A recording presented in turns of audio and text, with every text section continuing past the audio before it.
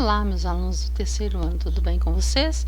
Hoje nós faremos a correção no nosso livro de História, nas páginas 80, 82, 84 e 85.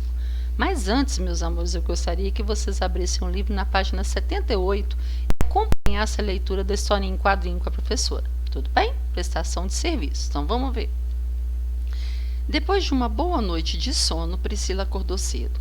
Quando ia tomar café, percebeu que a geladeira estava vazia e resolveu sair com sua mãe para comprar algo. Elas foram aonde? Na padaria. No caminho, elas decidiram que comprariam pães e frutas. Chegando à padaria, encontraram seu Ambrósio sorrindo, esperando prontamente para atendê-las. Com os pães e as frutas no carrinho, Priscila e sua mãe se dirigiram ao caixa e foram atendidas por Ariel, a mais nova funcionária do estabelecimento. Priscila pagou pelos produtos escolhidos, agradeceu a moça e seguiu para casa. Nesse momento, avistou Luna, que há anos trabalha como gari, contribuindo para a limpeza e a manutenção das ruas e praças da região. Ao atravessar a rua, em frente ao posto de saúde municipal, Priscila e sua mãe cumprimentaram o Dr. Nuno. Ele tinha acabado de chegar para atender os pacientes que o aguardariam. Ótimo. Vamos trocar ideia. Quem Priscila encontrou ao sair para comprar o café da manhã? Ela encontrou com o seu Ambrósio, ela encontrou com a Ariel, com a Luna e com o Dr. Nuno. Quais são os serviços que foram prestados por eles? O seu Ambrósio, ele vendeu o pão, as frutas. A Ariel, ela atendeu no caixa. A Luna é uma gari que cuida da limpeza de ruas, praças, avenidas. E o Dr. Nuno, que trabalha no posto médico, cuidando da saúde das pessoas. Então, acompanhe comigo agora a leitura. Ação de serviços. Nós já estudamos sobre isso. Então, vamos recordar e fixar o conteúdo. Na abertura deste capítulo, Priscila encontra várias pessoas trabalhando onde ela mora. Assim como mostrados os quadrinhos, as pessoas trabalham principalmente para atender às necessidades próprias, como moradia, alimentação, saúde e educação. Quando trabalham, as pessoas prestam serviços, isto é, realizam atividades para satisfazer as necessidades de outras pessoas. Alguns serviços são públicos, outros são privados. Os serviços públicos são aqueles que o governo deve garantir que sejam oferecidos para todos. Alguns serviços públicos são o transporte coletivo, a iluminação das ruas e a coleta de lixo. Embora sejam responsabilidade do governo, esses serviços não são gratuitos, pois a população paga por eles por meio dos impostos, taxas e tarifas. Já os serviços privados são aqueles que não são de responsabilidade do governo ou não são prestados com exclusividade por ele. Assim, pessoas ou empresas podem optar por oferecê-los, como é o caso dos serviços prestados em escolas particulares, salões de beleza, academias de ginástica, supermercados, shops, por exemplo. Leia agora, a abertura do capítulo, que é a nossa historinha em quadrinho, e dê as informações. Então, vamos ver. Sobre a Ariel, qual que é a profissão dela? Ela é atendente de caixa. Onde que ela trabalha? Na padaria. Qual tipo de serviço? É público ou privado? É um serviço privado. A padaria pertence a alguém, não ao governo. O Dr. Nuno, qual a profissão dele? Ele é médico. Onde que ele trabalha? No posto médico municipal. Qual o tipo de serviço? É público ou privado? Nesse caso aqui é público, porque ele trabalha no posto médico que é garantido pelo governo. A Luna, qual a profissão dela? Ela é gari. Onde ela trabalha? Nas ruas, praças, avenidas. Que tipo de serviço que ela presta? É público ou privado? É público, porque o governo contrata a empresa para fazer. Depois, o seu Ambrósio, qual que é a profissão dele? Ele é padeiro. Onde que ele trabalha? Na padaria. Qual o tipo de serviço prestado? É um serviço privado ou um serviço público? É um serviço privado, porque alguém é dono da padaria. A padaria não pertence ao governo. Acompanhe a próxima leitura. Serviços públicos essenciais. Lembre-se da sua rotina. De que serviços você precisa diariamente? Quais deles não podem faltar? Os serviços públicos essenciais são aqueles de responsabilidade do governo e que atendem às necessidades fundamentais da comunidade, pois, se não forem oferecidos, podem colocar em risco a sobrevivência, a saúde ou a segurança da população. Alguns exemplos de serviços públicos essenciais são: primeiro, o tratamento e o abastecimento de água, a assistência médica e hospitalar, a produção e a distribuição de energia elétrica e o recolhimento e o tratamento de esgoto e lixo. Iluminando lugares. Então vamos ver. Iluminando lugares. No passado, quando a noite caía, os primeiros seres humanos se orientavam apenas pela luz da lua e das estrelas.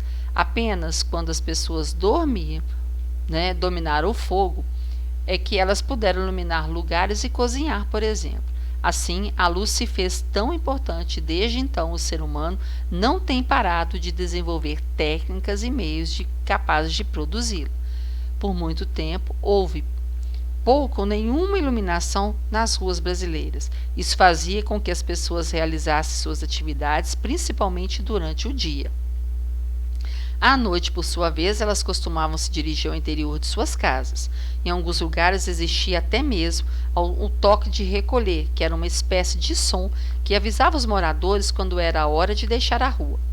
Um dos primeiros objetos utilizados para iluminar as cidades foram os lampiões. Há cerca de 200 anos, era comum vê-los pendurados nas paredes externas das casas. Os lampiões eram abastecidos inicialmente com óleo de baleia. Depois de algum tempo, no entanto, esse óleo foi substituído pelo gás.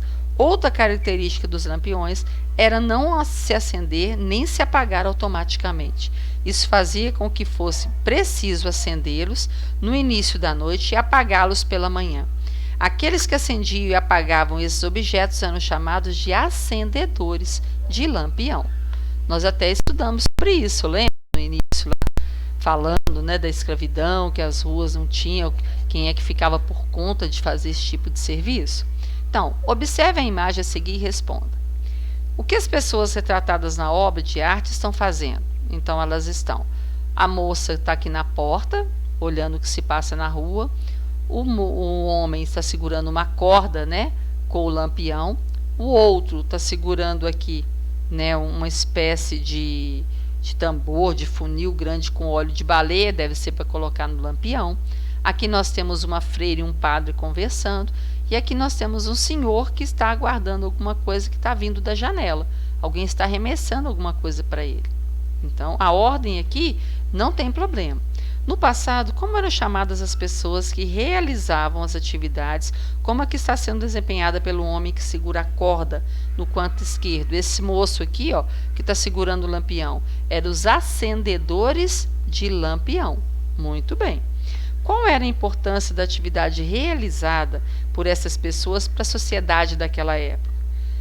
Era muito importante, porque se os acendedores do lampião não passassem para acender e para apagar, primeiro para acender as ruas ficariam todas escuras, e para apagar, para que pudessem, ele não apagava sozinho, ele precisava ter isso para ele não gastar o óleo de baleia e com isso eles não ficarem no prejuízo, porque poderia faltar a quantidade depois para colocar no lampião.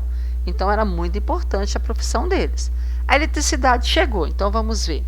Hoje a eletricidade faz funcionar a televisão, o computador, o micro-ondas e o aparelho celular. Por meio dela, os lugares também podem ser iluminados quando está escuro, de modo que é possível que você e outras pessoas circulem à noite pelo seu bairro para realizar atividades diversas. Devido à importância da eletricidade, a produção e a distribuição de energia elétrica foram consideradas por lei um serviço público essencial.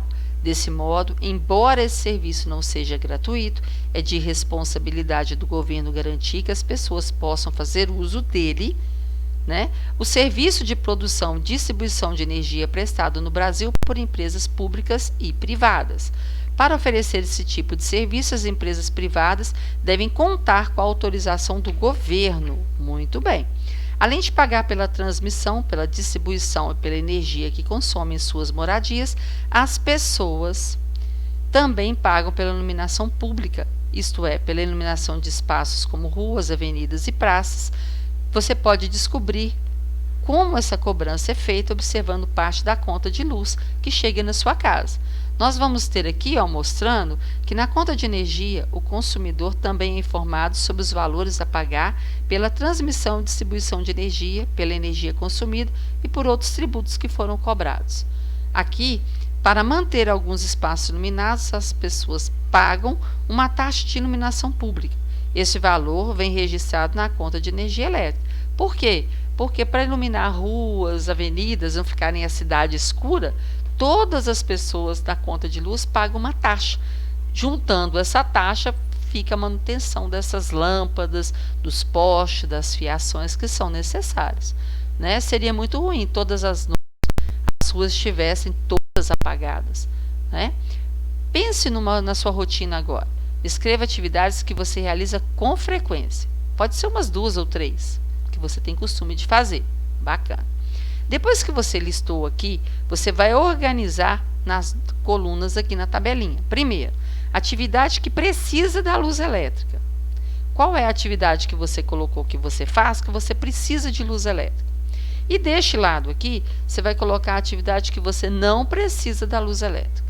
Ok? Bacana. Depois, há na tabela o maior número de atividades que precisam de energia elétrica para serem realizadas. Se tiver, você vai marcar o X. Há na tabela o menor número de atividades que precisam de energia elétrica. Se tiver, você vai marcar aqui. A terceira, há na tabela um número igual de atividades que precisam e que não precisam de energia elétrica. Você vai marcar aqui. Agora, deste lado, reflita um pouco e escreva o nome de 3 objetos que não precisam de energia elétrica para funcionar. Por exemplo, uma bicicleta, uma torneira, um violão. Né? Não precisa. Você conseguiu identificar esses objetos rapidamente ou você precisou de mais tempo? O que você acha? Aí você vai colocar aqui. Diante do que você respondeu, a energia elétrica veio para facilitar ou dificultar a vida das pessoas? Eu acredito que ela veio para facilitar, porque é muito mais fácil quando você está iluminado. Né? Você consegue realizar tarefas com mais clareza, né? Você consegue enxergar melhor. Não é mesmo? A energia elétrica é muito importante na vida das pessoas atualmente, porém, você sabia que se não a economizar, ela pode faltar? Leia a tirinha e faça o que se pede. Então, vamos ver a tirinha aí do nosso amiguinho Armandinho. Aprendi dicas legais de economia. Os aparelhos elétricos gastam energia mesmo desligados. Melhor desconectar da parede. Olha só que ele não olhou se tinha alguém usando, né? Ele foi lá e puxou da tomada. Mas que aí alguém achou ruim. Foi mal, pai. Você estava salvando, não estava? Porque quando você está trabalhando no computador, tudo que você faz, se você não tiver salvo, né, tem um teclazinha que você põe lá, você aperta para salvar. Se você não tiver feito isso, tudo que você escreveu, tudo que você pesquisou no computador, a hora que ele apaga, isso também apaga. Você vai ter que fazer a pesquisa de novo, escrever tudo outra vez. Por isso que é bom sempre que você está mexendo com o computador, você salvar o que você escreve. Na tirinha, o Armandinho desconecta os aparelhos elétricos da tomada para economizar energia. Com a ajuda de um adulto, pense em outras atitudes que você e sua família poderiam adotar para economizar a energia. Nós sabemos que a energia elétrica ela tem uma conta de luz para ser paga, não tem? Tem. E essa conta de luz, ela não é barata, não. Por isso que a gente tem que fazer o quê? A economia. Se você economizar, a sua mãe e o seu pai vão agradecer. Por exemplo, um banho demorado, você economizar, tanto está gastando água quanto está gastando energia elétrica. Você, por exemplo, o videogame, você pode dosar os horários que você pode jogar o videogame para não acarretar. Nós temos pico de energia. Pergunte o papai e a mamãe para você ver. Tem horários, né, durante o dia que muitas pessoas estão usando ao mesmo tempo. Isso vai acarretar o quê? Vai um gasto de energia maior. E pode gerar o quê? Gastos também financeiros. Vai ficar uma conta muito mais alta, muito mais cara. Então, se a gente fizer a nossa parte, a gente vai economizar e o papai e a mamãe vai pagar uma conta mais barata. Muito bem. Conto com a sua ajuda, tá bom? Oriente todo mundo em casa para fazer o mesmo. Confie em você.